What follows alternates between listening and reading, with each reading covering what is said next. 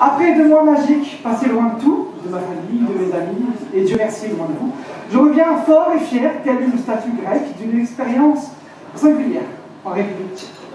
Prof, 2 mois, prof de français, dans un lycée, à moi, le lycée des Farouchets.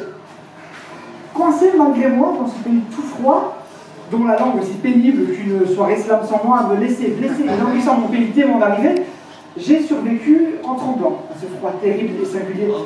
Prof de français, donc, j'ai pu transmettre ma culture et mes valeurs, les faire chier de bon matin, et ça, c'était le bonheur. Le français est une belle langue, et je parlais en son nom.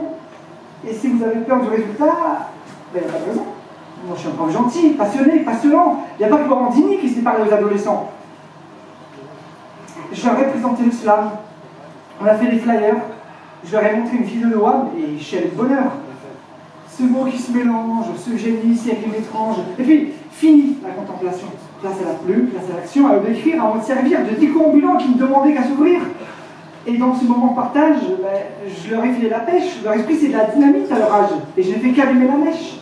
Avec passion, j'ai filé la métaphore et j'ai modestement ravivé la flamme d'un plaisir littéraire sans état d'âme, d'un amour pour les langues qui semblait déjà mort.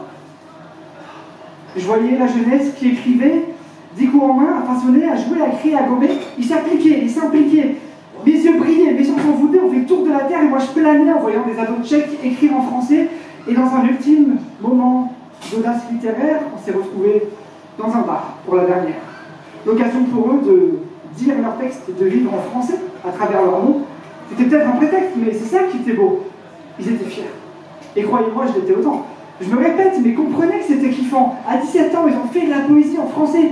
Ils n'avaient pas peur. Ils voulaient juste s'amuser un par un. Ils se sont présentés devant les gens. Ils ont commencé à s'amuser devant les potes et les parents. Et dans ces moments magiques où les esprits se perdent et où l'amour fleurit, c'était de la merde. J'en ai compris.